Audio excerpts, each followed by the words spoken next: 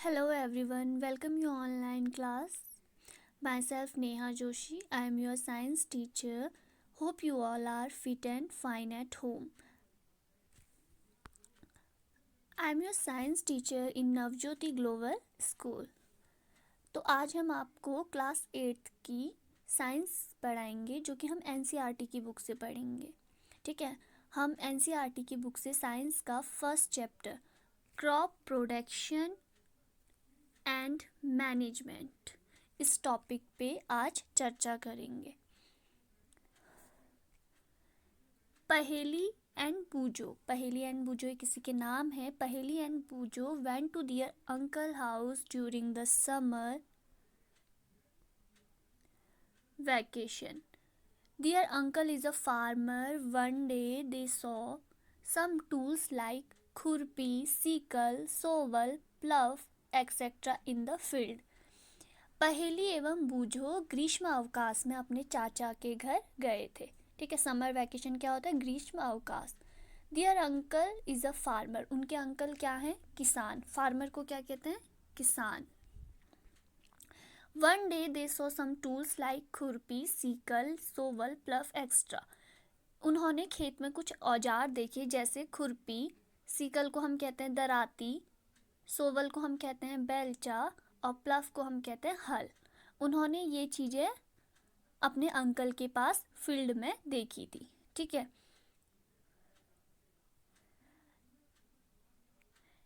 you have learned that all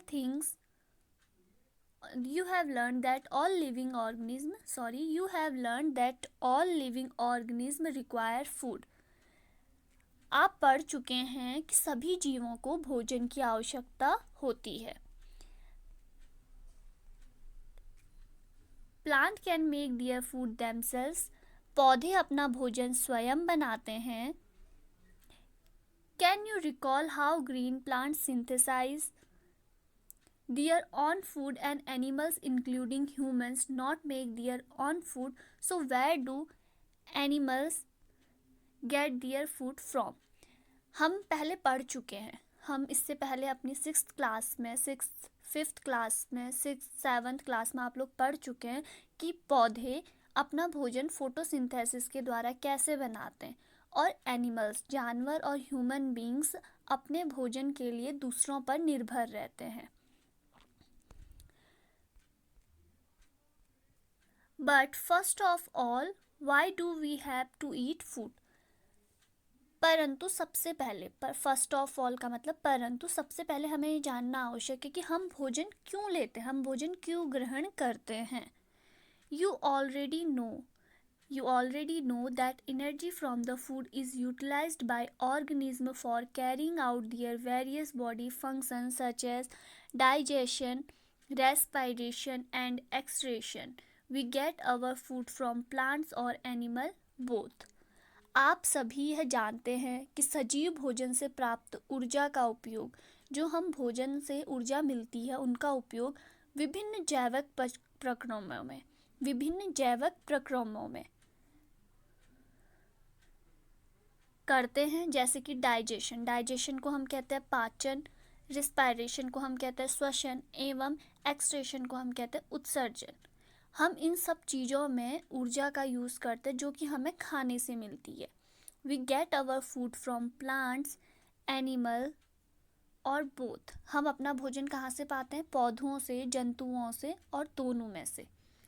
in order to provide food for a large population, regular production, proper management and distribution is necessary. एक विशाल जनसंख्या को, large population का मतलब होता है जनसंख्या, एक विशाल जनसंख्या को भोजन प्रदान करने के लिए हमें इसका नियमित उत्पादन, रेगुलर प्रोडक्शन, नियमित उत्पादन करना पड़ता है। प्रॉपर मैनेजमेंट का मतलब होता है उचित प्रबंधन।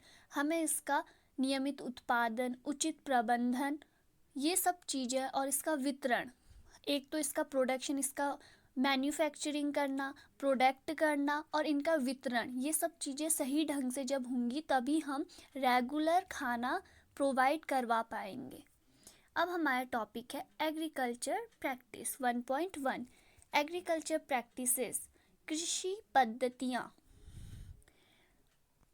When plants of the same kinds are cultivated at one's place on a large scale, जब एक ही किस्म के पौधे किसी स्थान पर बड़े पैमाने में उगाए जाते हैं, इट इज़ कॉल्ड क्रॉप। यह क्या कहते हैं इसे? फसल।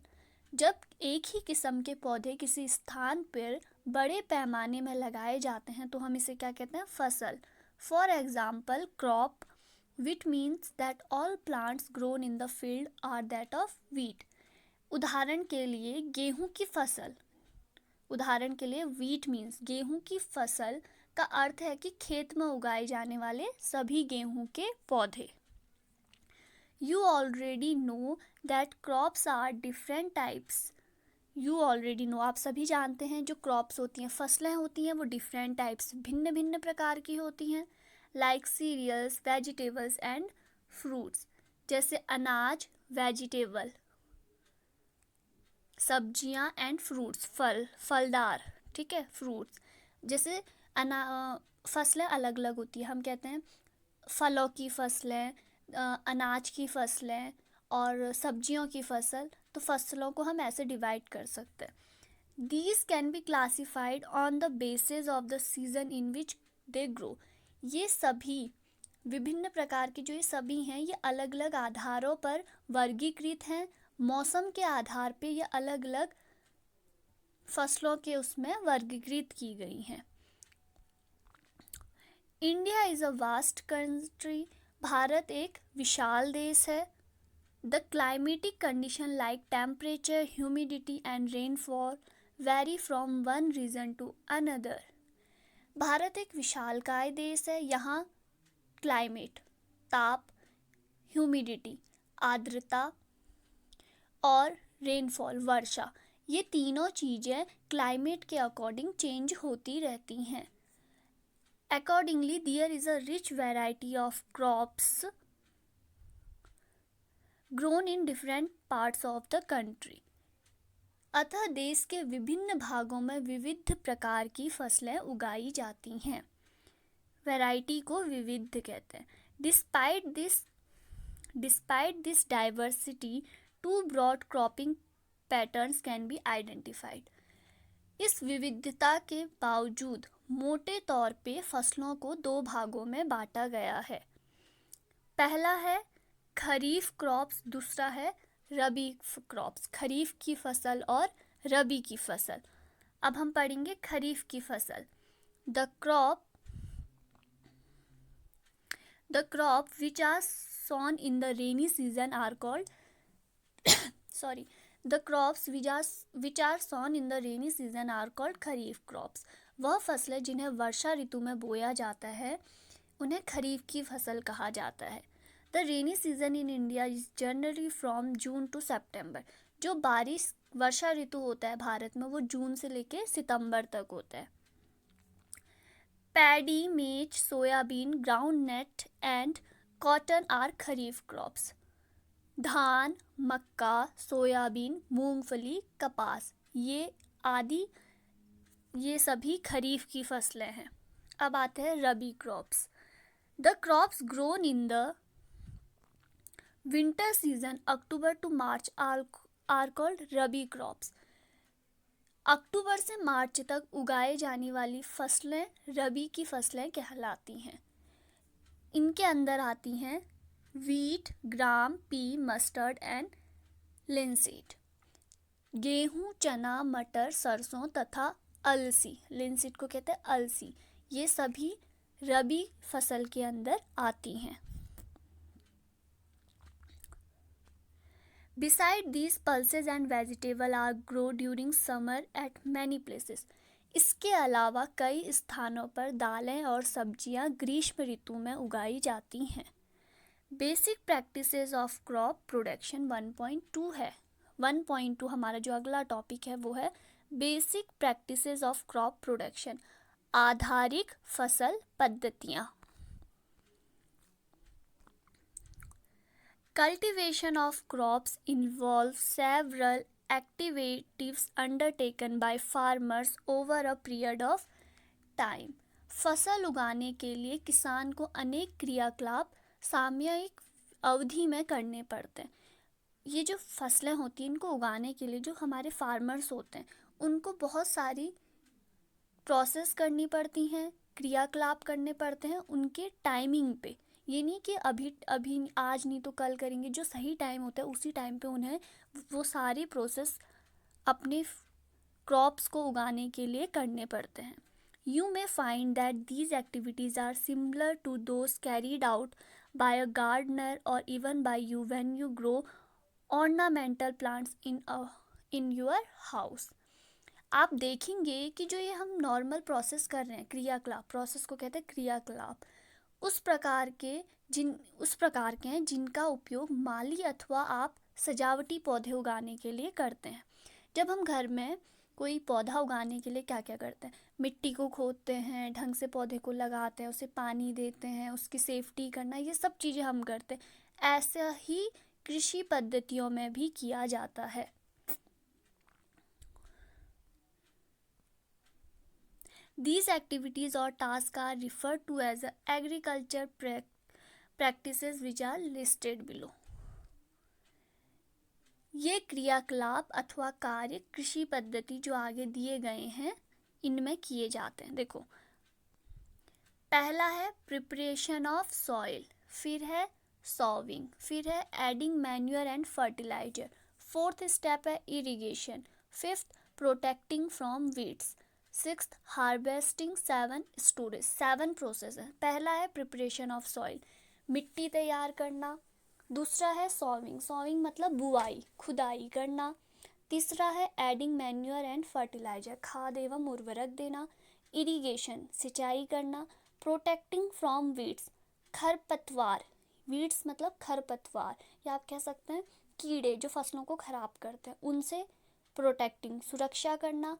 हार्वेस्टिंग, कटाई करना। स्टोरेज, भंडारण करना। ये हमारे क्या थे, स्टेप्स थे या प्रोसेस थे किसी भी फसल को तैयार करने के लिए। अब है प्रिपरेशन ऑफ सॉइल, पहला है मिट्टी तैयार करना। The preparation of the soil is the first step before growing a crop. जो प्रिपरेशन ऑफ सॉइल है ये पहला स्टेप होती है किसी भी क्रॉप को ग्रो करने से। One of the most important task in agriculture is to return in the soil at loosen it. मिट्टी को पलटाना तथा इसे पोलो बनाना कृषि का अत्यंत महत्वपूर्ण कार्य है। This allows that roots to penetrate deep in the soil. इससे जड़ें भूमि में गहराई तक जाती हैं। The loose soil allows the root to breathe easily even when they go deep into the soil. Poly मिट्टी में गहराई में धसी जड़ें भी सरलता से श्वसन कर सकती हैं। ब्रीथिंग मतलब श्वसन, सांस ले सकती हैं। Easily even when they deep go into the soil. Why does the loosening of soil allow the roots to breathe easily? Poly मिट्टी किस प्रकार पौधों की जड़ों को सरलता से श्वसन करने में सहायक होती हैं, अब वो हम इसमें पढ़ेंगे। The लूजन soil helps in the growth of earthworms and microbes present in the soil. These organisms are friends of the farmer since they further turn and loosen the soil and add humus to it. But why the soil needs to be turned and loosened? Poly मिट्टी, लूजन soil मतलब पोली मिट्टी में रहने वाले केचुए, earthworm को कहते हैं केचुए, और सूक्ष्मजीवी, माइक्रोब्स को कहते हैं सूक्ष्मजीवी। सूक्ष्मजीवी की वृद्धि करने में सहायता करती है। जो केचुए होते हैं और सूक्ष्मजीवी होते हैं पॉली मिट्टी की सहायता करते हैं उनकी वृद्धि करने में। यह जीव किसानों के मित्र होते हैं क्योंकि यह मिट्टी को और पलटाकर पोला करते हैं तथा ह्यूमस बनाते हैं। ये जो अर्थवर्म माइक्रोब्स होते हैं ये मिट्टी को ह्यूमस देते हैं। But why the soil needs to be turn? मिट्टी को पलटाना, इनका पोलो करना, लूज करना, इनका पोलो करना क्यों जरूरी होता है? You have learnt in the previous classes that soil contain minerals, waters and some living organisms. In addition, that plants and animals get decomposed by soil organisms. In this way, various nutrients in the dead organism are released back into the soil. These nutrients are again absorbed by plants. पिछली कक्षाओं में आप लोग पढ़ चुके हैं कि मिट्टी में खनिज, जल, वायु तथा कुछ चीज़ें ऐसी होती हैं। खनिज, मिनरल्स, पानी, जल, एयर, वायु, ठीक है। इन एडिशन डेड प्लांट्स, इनके अतिरिक्त क्या होते हैं? मृत पौधे, डेड प्लांट्स मृत पौधे, एवं जंतु भी मिट्टी में पाए जाने वाले जो जीवों होते हैं उनके द्वारा अपघटित होते हैं। डिकम्पोज मतलब उनका अपघटन होना। इस प्रक्रम में मृत जीवों में पाए जाने वाले पोषक मिट्टी में नियुक्त होते हैं। जो कोई भी, जैसे कोई कीड़ा है वो मर जाता है तो मरने के बाद वो डिकम्पोज होता है, डिकम्पोज होने के बाद वो मिट्टी में मिल जाता है और मिट्टी को और अधिक ह्यूमस और पोषक मतलब मिट्टी की वैरायटी को और सुधारता है। यह पोषक पौधों द्वारा अवशोषित किए जाते हैं और यही जो पोषक होता है, ये न्यूट्रिएंट्स होता है, पौधे से ग्रहण करते हैं। Since only a few centimeters of the top layer of soil support plant growth, turning, loosening of soil brings the nutrients-rich soil to the top so that plants can use the nutrients. क्योंकि ऊपरी परत के कुछ centimetre की मिट्टी ही पौधों की वृद्धि में सहायक होती है। जो मिट्टी की सबसे ऊपरी लेयर होती है, टॉप लेयर, वो ही पौधों की वृद्धि में सहायक होती है। इसे उल्टाने, पलटने और पोलो करने से पोषक पदार्थ जो होते हैं ऊपर आ जाते हैं, जिसके कारण मिट्टी का पोलो करना, मिट्टी को उल्टाना, उलटना, पलटना फसलों के लिए बहुत ज़्यादा उपयोगी होता है। The process of loosening, turning of the soil is called tilling और प्लफिंग। ये मिट्टी को जो उल्टाने, लूजनिंग मतलब पोला करना और टर्निंग मतलब पलटना, मिट्टी को जो पोला करना और उलटने पलटने की जो ये तरीका होता है, प्रोसेस होता है, इसको हम क्या कहते हैं? टीलिंग और प्लफिंग। इससे हम कहते हैं जुताई। जैसे खेतों में हल जोते जाते हैं। This is done by using प्लफ। ये किसके थ्रू किया जाता है? प्लफ के थ्रू, हल के थ्रू, हल चलाकर। हल क्या होता है? एक सूखी सी लकड़ी होती है या लोहे का बना होता है जिसे बैलों के द्वारा चलाया जाता है। Plough are made of wood और आयरन। प्लफ किससे मिलकर बना होता है? वुड और आयरन से। If the soil is very dry, अगर मिट्टी बहुत ही सूखी है, it may need watering before ploughing, तो उसे पानी की ज़रूरत है जुताई करने से पहले। द प्लफ्ड फील्ड में हैव बिग क्लम्प्स, वरना जो फील्ड है जिसमें हम जुताई कर रहे हैं, जो सूखी है, उसमें बड़े बड़े डेल आ सकते हैं। डेल सभी ने घर में सुना होगा, नॉर्मल वर्ड है जो हम बोलते हैं डेल। क्लम्प्स, जैसे हम इंग्लिश में कहते हैं क्लम्प्स, अगर हिंदी में आप कहोगे तो डेल। Called crumbs, soil called big clumps of soil called crumbs, बड़े बड़े डेल आते हैं। It is necessary to break these crumbs, इन क्रम्स को, इन डेल को फोड़ना बहुत ही आवश्यक होता है। Levelling the field is beneficial for sowing as well as for irrigation. बुआई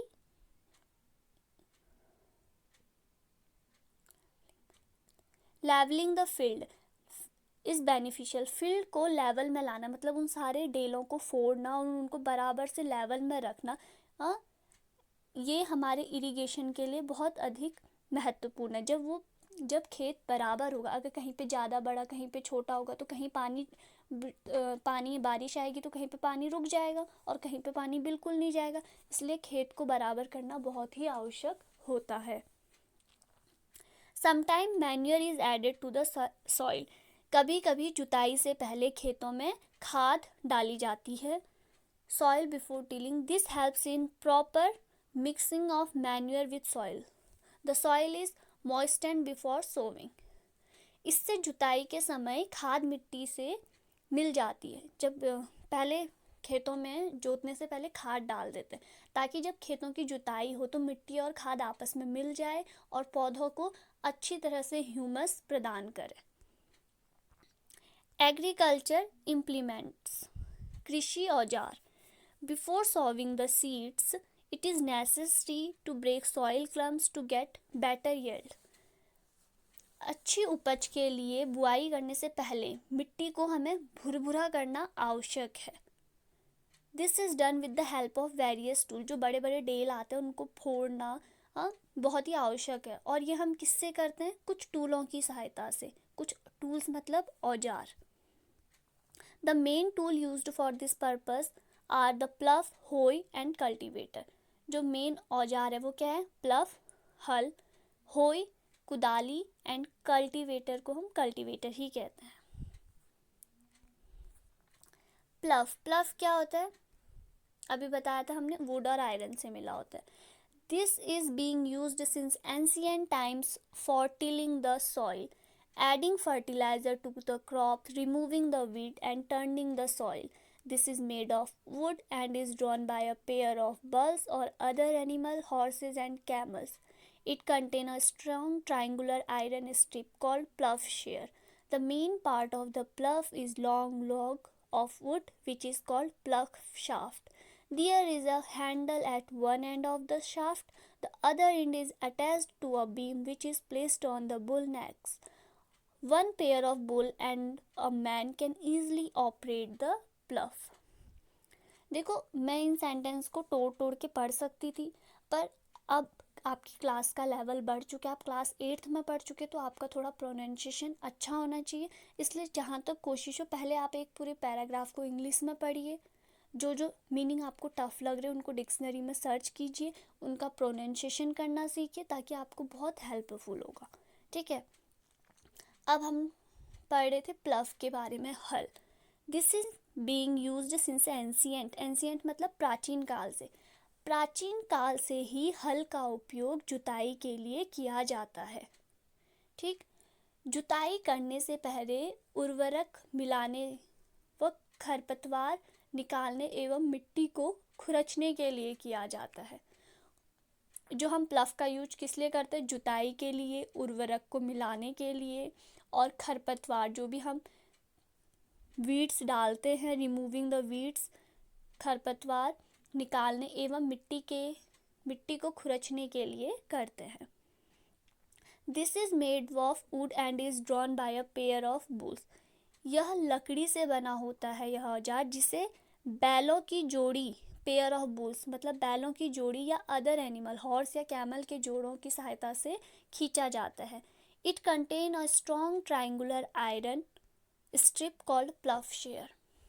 इसमें लोहे की मजबूत तिकोनी, ट्रायंगुलर तिकोनी पत्ती होती है, जिसे हम क्या कहते हैं? फाल, plough shaft. This is handle at one end of the shaft. इसके एक सिरे पे हैंडल होता है। The other end is attached to a beam which is placed on the bull's neck. इसके एक सिरे पे हैंडल होता है तथा दूसरे सिरे जोत के डंडे से जुड़ा होता है, जिसे बैलों की गर्दन के ऊपर रखा जाता है। ठीक है, एक पे तो इसका हैंडल होता है और दूसरा इनके, जो यहाँ पे आप डायग्राम में देख सकते हैं। ठीक है, ये देखो, ध्यान से देखो डायग्राम। एक तो सीधे वहाँ जा रहा है, उसका जो दूसरा हाथ है उस दूसरे हाथ ने पकड़ रखा है। एक हाथ में तो उसने लकड़ी पकड़ी है, पर दूसरे हाथ में उसने इसका हैंडल पकड़ रखा है। और ये देखो, और इसका एक बैलों के कंधों पे। The indigenous wooden प्लफ increasingly being replaced by iron प्लफ nowadays. ये जो लकड़ी का बनता था पहले, आजकल के टाइम पे इसको लकड़ी के बजाय इसे रिप्लेस कर दिया गया है लोहे से। अब लोहे से बने जा रहे हैं। होय होता है कुदाली। It is a simple tool which is used for removing weeds and for loosening the soil. यह एक सरल औजार है जिसका उपयोग खरपतवार निकालने एवं मिट्टी को पोला करने के लिए किया जाता है। It has a long rod of wood और iron, a strong board and a bent plate. A strong board and a bent plate of iron is fixed to one of its end.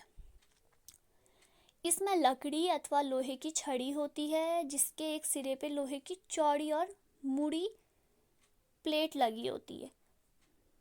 बहुतों ने देखी होगी कुदाल किसे हम कहते हैं, जिसने नहीं देखा है वो इससे ऐसे देख सकता है। ये लकड़ी का बना होता है, थोड़ा डायग्राम में डिफरेंट है ये। It is pulled bye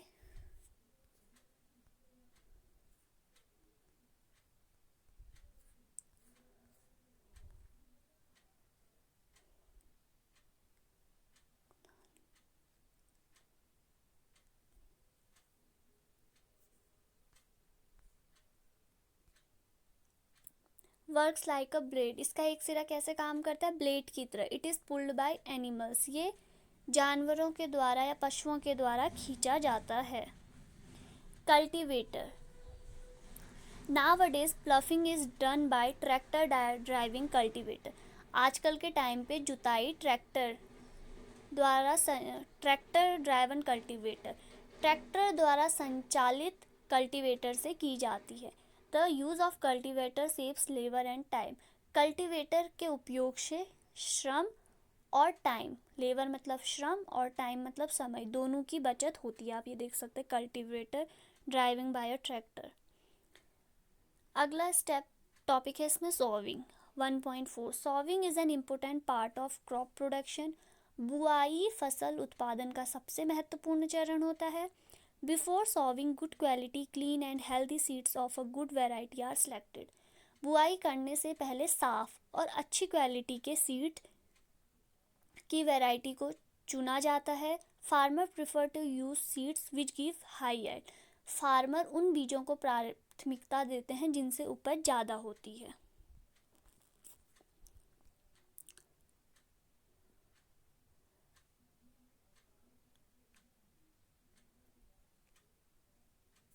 Are these seeds which float on water?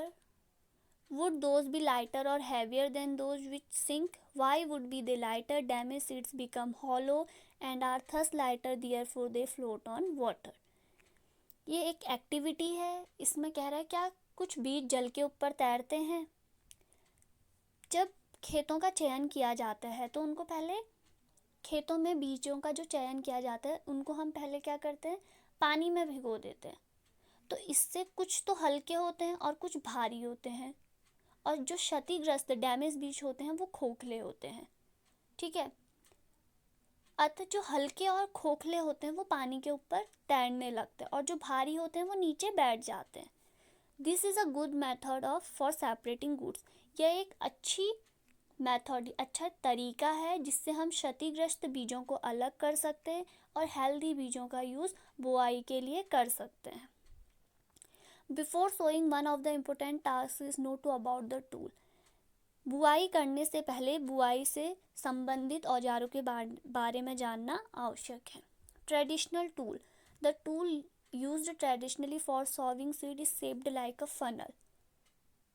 जो हम सॉविंग के लिए सीड टूल्स का यूज करते हैं वो किसके आकार का होता है? कीप के आकार का होता है। These seeds are filled into the funnel. बीजों के बीज जो होते हैं हम वो कीप में डालते हैं, उस फनल में डालते हैं। And pass down through 2 or 3 pipes having sharp and.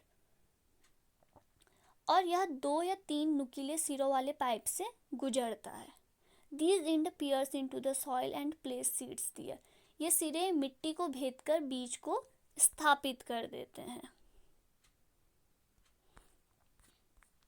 Seed drill. अगला हमारा टूल है seed drill. Nowadays the seed drill is used for sowing with the help of tractor। आजकल के टाइम पे जो सीड ड्रिल होता है ये ट्रैक्टर में ही लग जाता है, और तो उसी की सहायता से हम ट्रैक्टर की सहायता से ही हम सीड सॉविंग कर लेते हैं। These sow the seed uniformly at equal distance and depth। इसके द्वारा बीजों को समान दूरी पे एवं गहराई पे सुनिश्चित रूप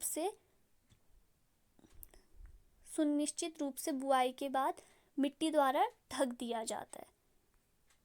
sowing using a seed drill save times and labour. बुआई सीड ड्रिल का यूज करके बुआई करने से श्रम और टाइम दोनों की बचत होती है। Appropriate distance between the seed is necessary to avoid overcrowding of plants. पौधों के अत्यधिक घने होने से रोकने के लिए बीजों के बीच उचित दूरी होनी बहुत ज़रूरी होती है। This allow plants to gate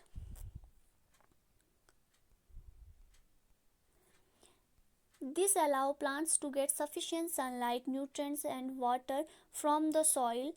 At times, few plants may have to be removed to prevent overcrowding. पौधों को सूर्य का प्रकाश, पोषक एवं जल की पर्याप्त मात्रा देनी जरूरी होती है। अगर अधिक घने होंगे तो पौधों को निकाल कर हटा दिया जाता है। अगर पेड़ पौधे ज़्यादा घने में फसल उग रही है तो उनमें से जो घने घने होते हैं उनको हटा दिया जाता है। Adding manure and fertilizer. The substance which are added to the soil is the form of nutrients for the healthy growth for plant are called manure and fertilizer. जो पदार्थ मिट्टी में ऐड किए जाते हैं पोषक तत्वों के रूप में, हम उन्हें क्या कहते हैं? Manure and fertiliser.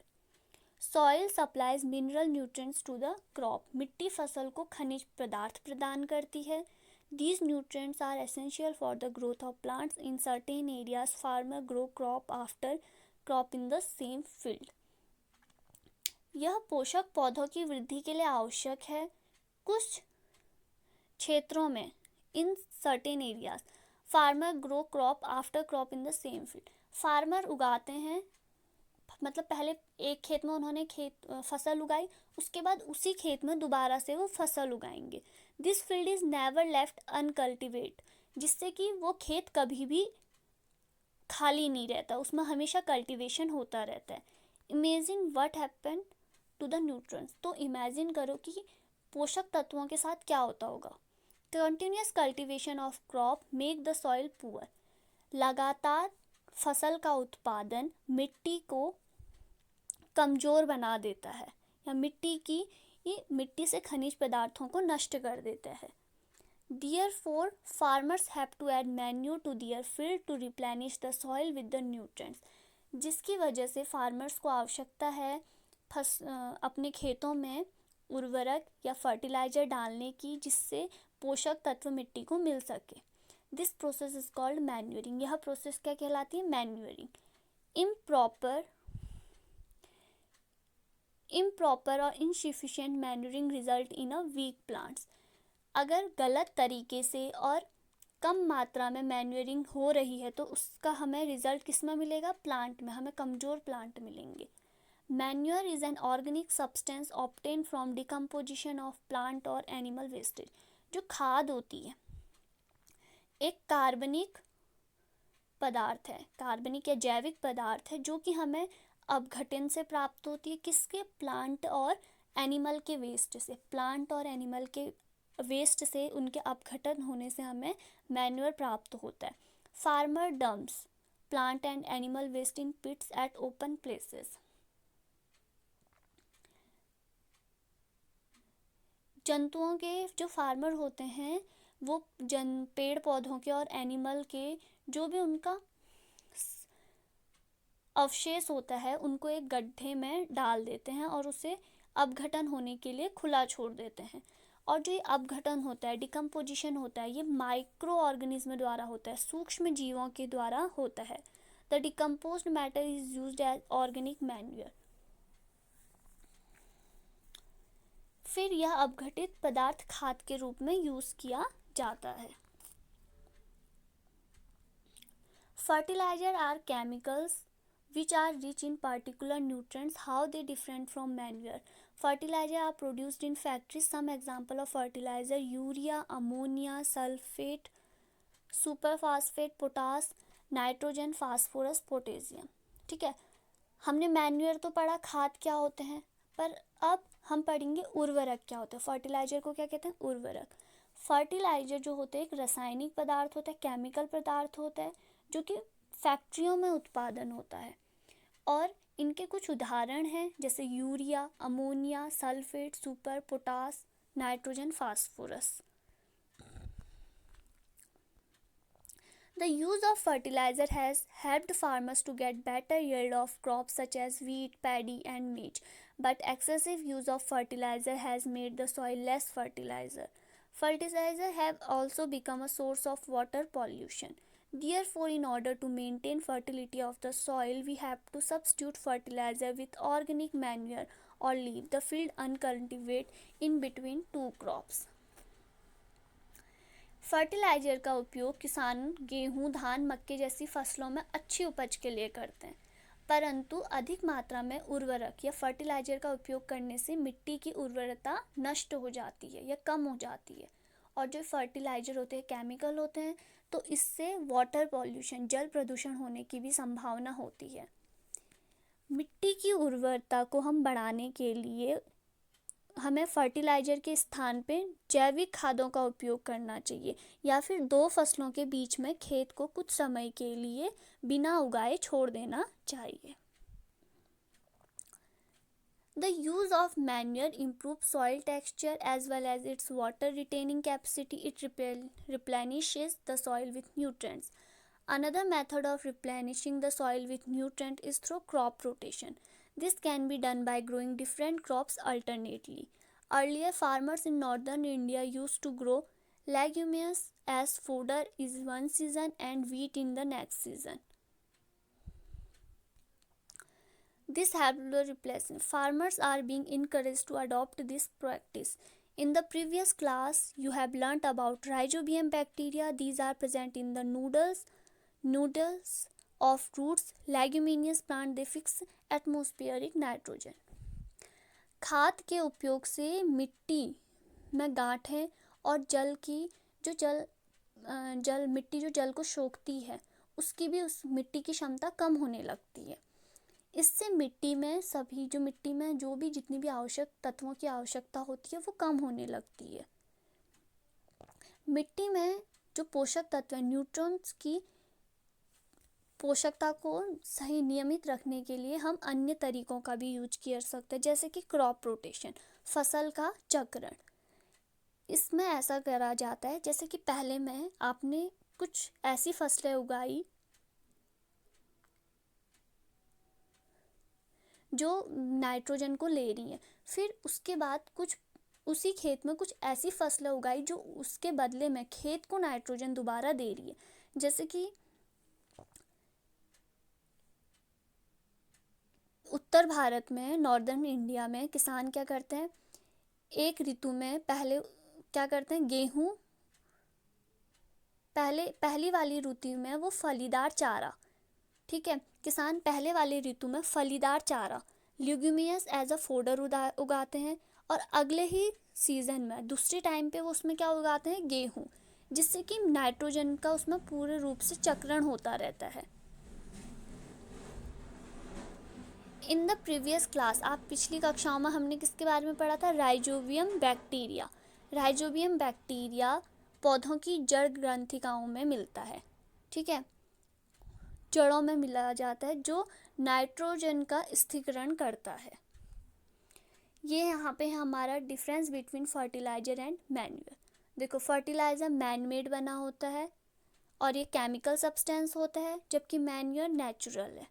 Fertiliser is prepared in factories, fertilizer factory में बना होता है और ये फील्ड में। तो आप देख सकते हैं डिफरेंस, ये बहुत इंपॉर्टेंट टॉपिक है, इसे अच्छे से याद कर लेना। Advantage of manure. The organic manure is considered better than the fertilizer. This is because it enhances the water holding capacity to the soil. It makes the soil porous, due to which exchange of gases becomes easy. It increases the number of friendly microbes. It improves the texture of the soil. जो हम जैविक खाद की बात कर रहे थे, उर्वरक, इसको अच्छा क्यों माना जा रहा है, क्योंकि ये मिट्टी में जो मिट्टी है, मिट्टी की जल को अवशोषण करने की क्षमता को वृद्धि करता है। दूसरा, ये मिट्टी को भुरभुरा रखता है, उसमें गैस का इनकमिंग आउटगोइंग गैस का आना जाना सही रूप से बना रहता है, और यह जो सूक्ष्म जीवाणु होते हैं उनकी संख्या में भी वृद्धि करता है, और इससे मिट्टी का गठन सुधर जाता है। नेक्स्ट है हमारा इरिगेशन। इरिगेशन का मतलब होता है सिंचाई। all living beings need water to live. Water is an important for proper growth and development. Water is absorbed by the plant's root. Along with the water, minerals and fertilizer are also absorbed. Plant contain nearly 90% water. Water is essential because germination of seed does not take place under dry condition. Nutrients is dissolved in water are transported to each part of plant. Water also protect the crop from both frost and hot air currents. To maintain the moisture of the soil for healthy crop growth, fields have to be watered regularly. The supply of water to crops at regular intervals is called irrigation. The time and frequency of irrigation varies from crop to crop, soil to soil and season to season. In summer, the frequency of water is higher. Why is it so? Cloud it to be due increased rate evaporation of water from the soil and the leaves. Irrigation का मतलब क्या होता है? सिंचाई। जीवित रहने के लिए प्रत्येक जीवों को जल की आवश्यकता होती है। पौधों की वृद्धि एवं प्रवर्धन के लिए हमारा जल क्या होता है? इम्पोर्टेंट होता है। जल के साथ साथ मिट्टी खनिज और उर्वरकों का भी अवशोषण करती है। पौधों में 90% क्या होता है? जल होता है। पौधों में 90% क्या होता है? हमारा वाटर होता है। जल आवश्यक इसलिए है क्योंकि जो बीजों में अंकुरण होता है वो बिना जल की उपस्थिति के नहीं हो पाता है। जल में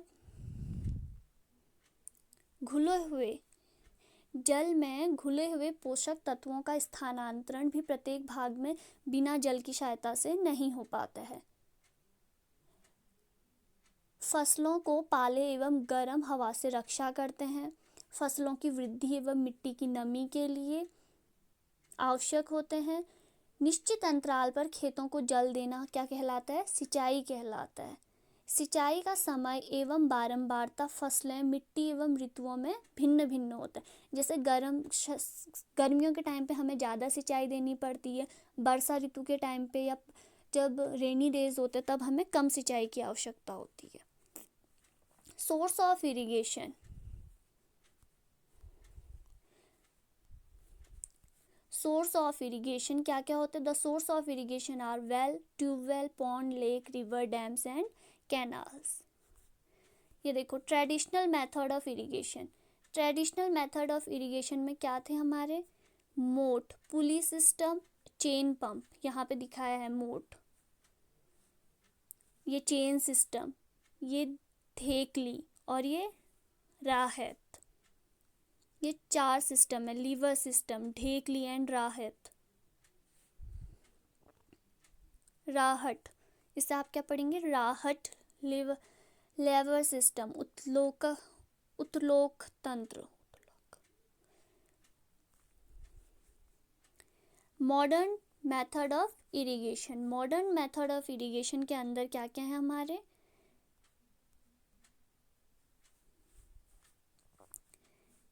स्प्रिंकलर सिस्टम, ड्रिप सिस्टम। ये देखो ड्रिप सिस्टम का डायग्राम दिखा है और ये भी ड्रिप सिस्टम का है। ये स्प्रिंकलर का, ये डायग्राम है हमारा स्प्रिंकलर सिस्टम का और ये डायग्राम है हमारा ड्रिप सिस्टम का। ये हमारी मॉडर्न मतलब आधुनिक तकनीकें हैं सिंचाई की।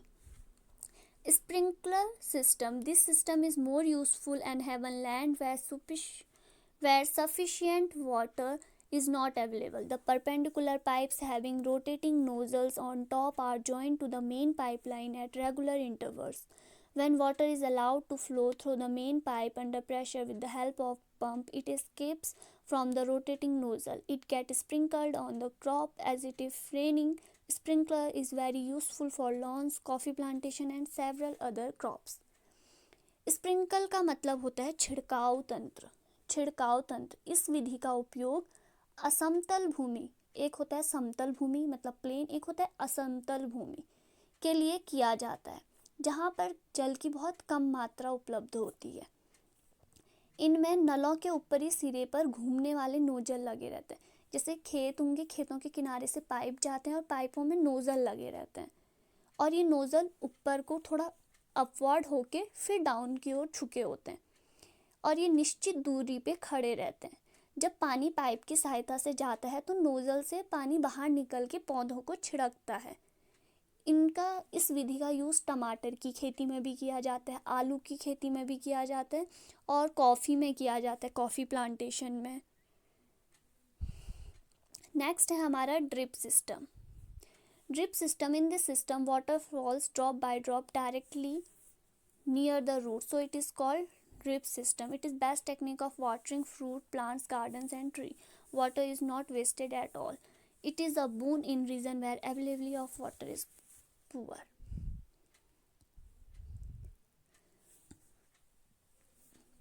इस विधि में ड्रिप सिस्टम में बूंद बूंद करके पानी को सीधे पौधों की जड़ों पर भेजा जाता है। ठीक है, इसका यूज बहुत ही कमी वाले क्षेत्रों में किया जाता है पानी की। फलदार बगीचों में और वृक्षों में पानी देने के लिए बहुत सही होता है, इसमें पानी का वेस्ट नहीं होता है।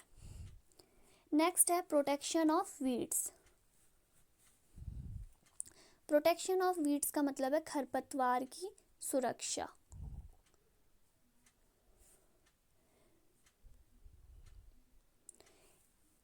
In the field, many undesirable plants may grow naturally along the crop. The undesirable plants are called weeds.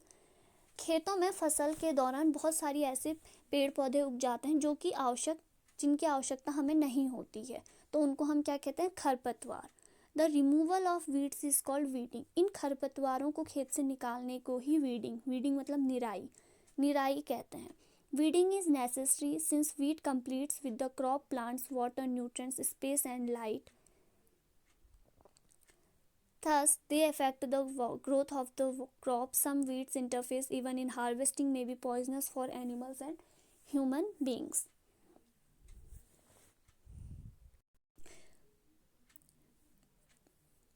The removal of weeds is called weeding. खरपतवार को हटाने को हम क्या कहते हैं? निराई कहते हैं। Weeding is necessary. वीडिंग खरपतवार को निराई करना क्योंकि आवश्यक होती है, क्योंकि खरपतवार भी जल, पोषक जगह, ये सब चीज़ें, प्रकाश से सब चीज़ें लेते हैं। ये भी फोटोसिंथेसिस की प्रोसेस करते हैं। और कुछ खरपतवार जो भी हमारे वीड होते हैं, कुछ हमारे फसल काटने वक्त प्रॉब्लम देते हैं। जैसे वीड से अलग सीड निकलते हैं खरपतवार से, और जो हमारी फसल है वो हमें अलग चीज़ की फसल दे रही। और अगर फसल के बीच में खरपतवार मिक्स हो जाएंगे तो ये हमारी फसल को खराब कर सकते हैं। Farmer adopts many ways to remove weeds and control their growth. Tilling before sowing of crop helps uprooting and killing of weeds. जो किसान होते हैं वो बहुत सारे नए तरीकों का यूज करते हैं जिससे कि वो खरपतवार को निकाल सकें। जैसे खेतों को गोड़ना, उनकी पतवारों की जड़ें निकालना। The best time of the removable weed is before they produce flower and seed. खरपतवार को निकालने का सबसे सही सर्वोत्तम समय वो समय होता है जब उनमें फूल और बीज नहीं आए होते हैं। The manual removal includes physical removal of weeding by uprooting them. उनको निकालने का तरीका या तो उनको जड़ सहित निकालो या फिर भूमि के निकट से काट कर समय के बाद हटा दिया जाता है, या फिर उसे आप खुरपी या हैरो की सहायता से भी कर सकते हैं। Weed are also controlled by using certain chemicals called weedicides. खरपतवारों को कुछ रासायनिक उपकरणों द्वारा भी नष्ट कर सकते हैं, जैसे कि खरपतवार नाशी weedicides like 2,4-D इनके नाम है, ये weedicides के नाम है। These are sprayed in the fields to kill the weeds. ये खरपतवारों को, ये खेतों में इनको स्प्रे किया जाता है खरपतवारों को मारने के लिए। The weedicides are diluted with the water to extent require the spray in the field with the sprayer. इनको पानी में मिलाकर स्प्रे मतलब फुव्वारे से छिड़काव करते हैं इसको।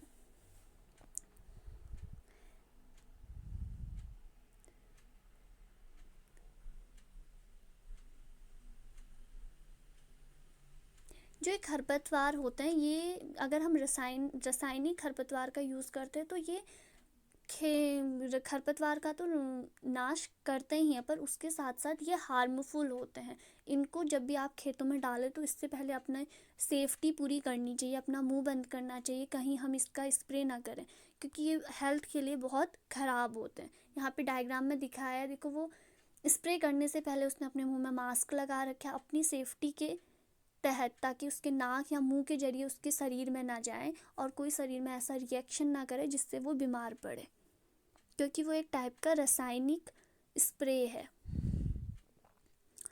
हार्वेस्टिंग, हार्वेस्टिंग का मतलब होता है कटाई। हार्वेस्टिंग का मतलब होता है कटाई। Harvesting of a crop is an important task. The cutting of crop after its manure is called harvesting. In harvesting, crops are pulled out or cut close to the ground. It usually takes 3 to 4 months for a cereal crop to mature. Harvesting in our country is either done manually by sickle or by machine called harvester. In the harvested crop, the grain seed need to be separated. फसल को काटना ये सबसे महत्वपूर्ण कार्य होता है, ठीक है। फसल पक जाने के बाद हम उसे काटते हैं। काटने के दौरान पौधों को या तो खींच के उखाड़ लेते हैं या फिर उसे मिट्टी से थोड़ा ऊपर से काट देते हैं। फसल को पकने में, किसी भी फसल है, कोई भी हम फसल बोलते हैं, उसे पकने में 3 से 4 या 4 से 5 महीने लगते हैं। हमारे भारत देश में फसल ज़्यादातर दराती, सिकल को दराती कहते हैं, दराती या फिर हार्वेस्ट मशीन होती है, हार्वेस्टर, इसकी सहायता से फसल हार्वेस्ट की जाती है।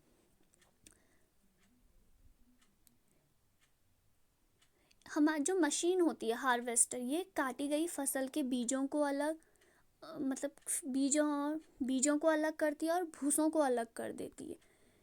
The grain seeds needed to be separated from the chaff. जो भूसे से जो बीज होते हैं वो अलग हो जाते हैं। इस प्रोसेस को क्या किया जाता है, क्या कहा जाता है, threshing. This is carried out the help of machine called combine which is in harvester as well as thresher. यह कंबाइन मशीन द्वारा की जाती है। उस मशीन में हार्वेस्टर भी लगा होता है और थ्रेशर भी लगा होता है। हार्वेस्टर काटता है और थ्रेशर भूसे को अलग करता है और दानों को अलग करता है। Farmers with small holding of land do the separation of grains and shape by winnowing. You have already studied in class 6th. आपने क्लास 6th में विनोइंग के बारे में पढ़ा होगा।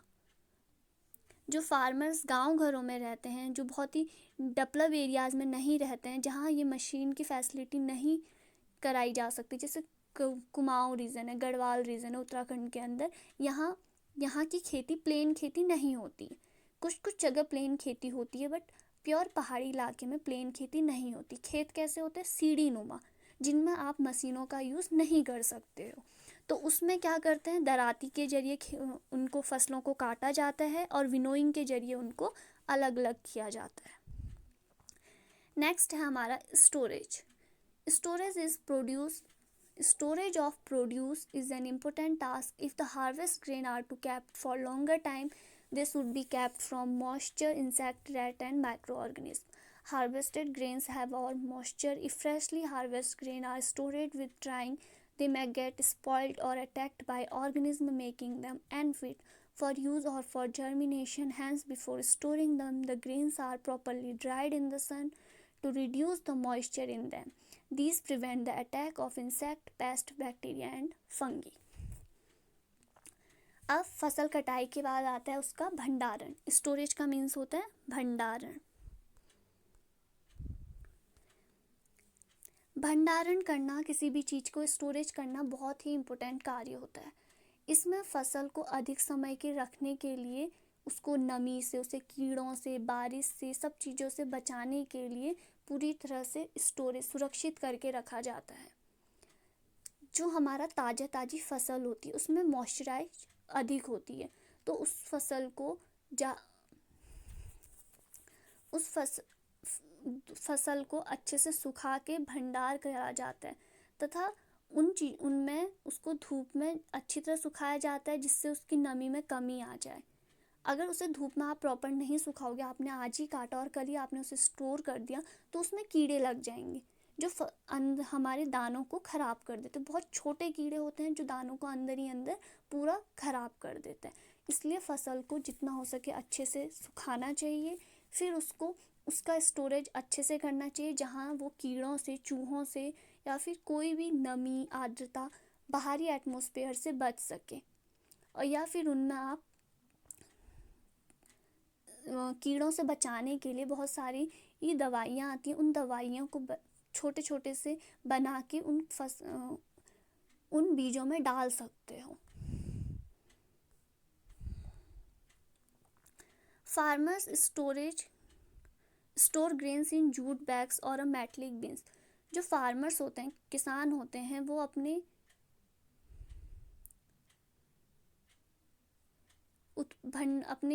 फसल को जूट के बोरों में या धातु के बड़े पात्र बिन्स में स्टोर करते हैं। However, large storage of grains is done in silos and garnerias to protect from pest like krill। पर जबकि बड़े मात्रा में, अगर बड़े पैमाने में हमें भंडारण करना है तो साइलो और भंडारण गृहों का यूज किया जाता है। आप यहाँ डायग्राम में देख सकते हैं साइलो फॉर स्टोरेज ग्रेन्स। बड़ी मात्रा में स्टोरेज करने के लिए हम साइलो का यूज करते हैं।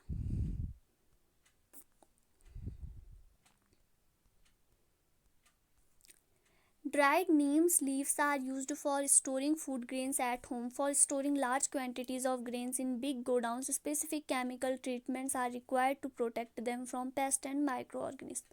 सूखी नीम की पत्तियों का यूज किया जाता है कम मात्रा में, या घरों में जहाँ पे किसान कम मात्रा में उगाते हैं तो वहाँ पे वो लोग नीम की पत्तियों का यूज़ करते हैं फसलों का भंडारण में, उनको कीड़ों से बचाने के लिए। जबकि जहाँ पे आप बड़े मात्रा में फसलों का भंडारण करते हैं वहाँ पे केमिकल ट्रीटमेंट्स, रासायनिक उपचार का यूज़ किया जाता है उनको किसी भी चीज़ से बचाने के लिए।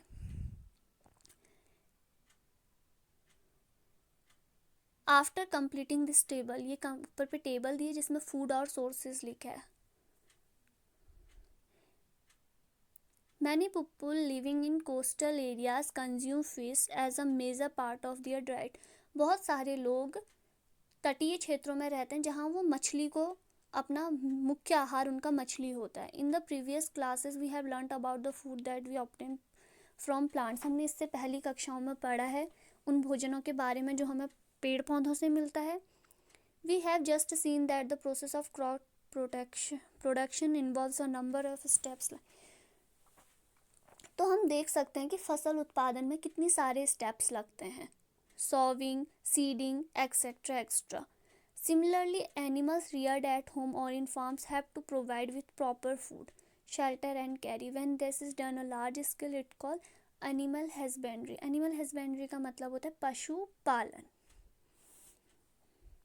अगर आप घरों में अथवा फार्म में पशु हम लोग पालेंगे तो उनकी भी रहने के लिए देखभाल, उनके आवास के लिए भी हमें बड़े पैमाने में ये, जैसे हम एक फसल उत्पादन करने के लिए इतने सारे प्रोसेस कर रहे हैं, ऐसे अगर हम एनिमल्स के लिए भी करेंगे तो उसकी भी प्रोसेस को हम क्या कहते हैं, एनिमल हस्बेंड्री। ये है keywords, agriculture practices, animal husbandry, crop, fertiliser, granaries, harvesting, irrigation, kharif, manure, plough, rabi, seed, silo, sowing, storage, threshing, weedicide, winnowing. ठीक है, इन सब के मीनिंग मैं आपको बता चुकी हूँ। अब ये सारे टॉपिक को आप अच्छे से प्रोनाउंस करना सीखिए। अब हम इसकी एक्सरसाइज पे आते हैं। एक्सरसाइज है हमारा फर्स्ट, सेलेक्ट द वर्ड। हमारे ये फिलअप हैं जहाँ पे आपको यहाँ ऊपर पे फिलअप के दिए हैं, आप इजीली इनको कर सकते हैं। फिर भी अगर जिनको दिक्कत होगी पहले आप ट्राई कीजिए, एट लास्ट में इसके आपको इनके फिलअप और ये सारी चीज़ दूंगी, पर पहले आप इसे खुद से ट्राई कीजिए, देन आफ्टर आप उनको मैच करें कि आपने सही करे या नहीं करे। मैच द फॉलोइंग, ये भी आपको खुद करना है। Give two example of kharif and rabi crops. बहुत ईजी है, खरीफ और रबी क्रॉप्स के आपको एग्जाम्पल देने हैं। खरीफ की दो फसलें कौन कौन सी हैं?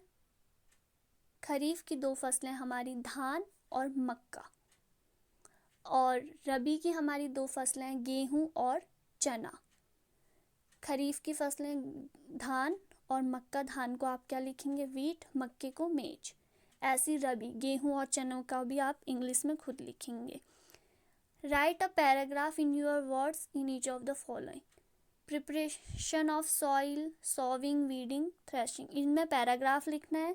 जो आप ऊपर आपको छोटे छोटे टॉपिक दिए आप वहीं पर से उनको एक एक दो दो लाइन के आराम से पैराग्राफ लिख सकते हैं। नेक्स्ट है explain how fertilizer are different from manure. ये आपको टेबल टॉप में एक टेबल दी थी फर्टिलाइजर और मैन्यूर के बीच difference. Sixth, what is irrigation, describe two method of irrigation which conserve water. Irrigation की दो मेथड अभी पढ़ाई हैं, आप इरिगेशन वाले टॉपिक को खोलिए, वहाँ पर से आपको मिल जाएंगी। ये नहीं कि पूरा चैप्टर उतारना है, बस 4-4 लाइन या थोड़ी 5-5 लाइन या एक पैरे के बराबर इनके आंसर लिखने हैं।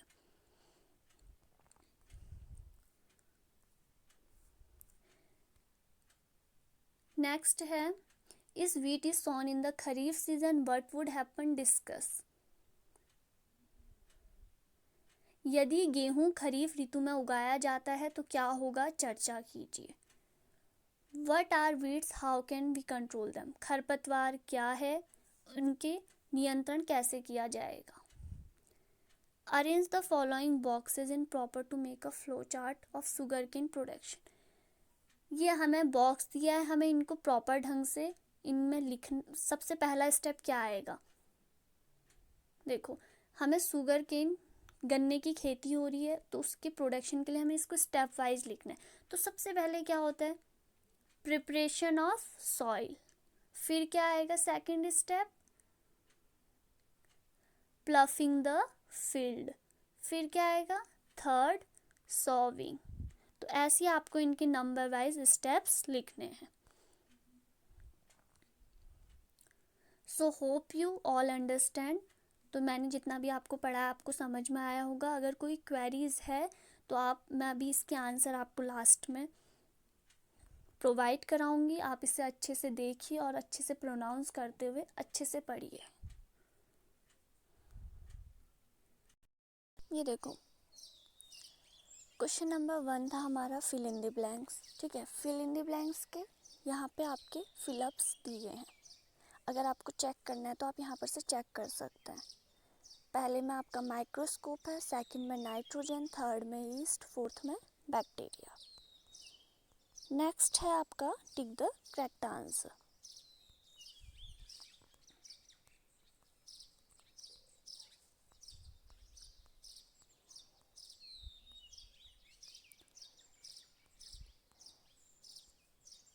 टिक द करेक्ट आंसर के बाद आपका क्वेश्चन नंबर था मैच ऑफ द फॉलोइंग, उसका भी आपको यहाँ पे आंसर दिया हुआ है, आप यहाँ पर से चेक कर सकते हैं। पहले आप उसे खुद से करिए, उसके बाद आप जो मैंने ये आंसर्स दिए हैं इनमें से आप उसे चेक कर सकते हैं। फिर आपके थे शॉर्ट आंसर क्वेश्चन। देखो can micro, question number 4, question number 5, question number 6,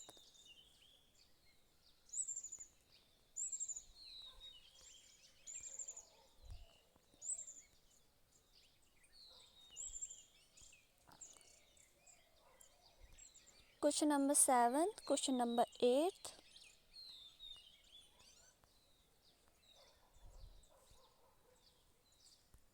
question 9 आपका लास्ट।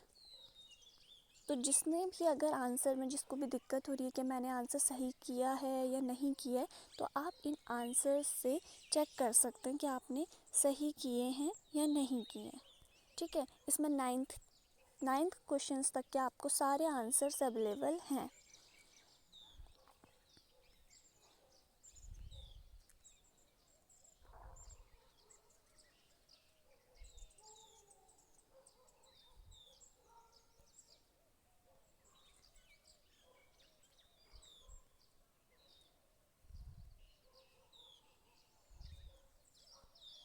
ये मैच ऑफ द फॉलोइंग के आंसर्स हैं। Bacteria causing cholera, rhizobium fixing nitrogen, lactobacillus setting of curd, yeast baking of bread, a protozoan causing malaria और virus causing ads.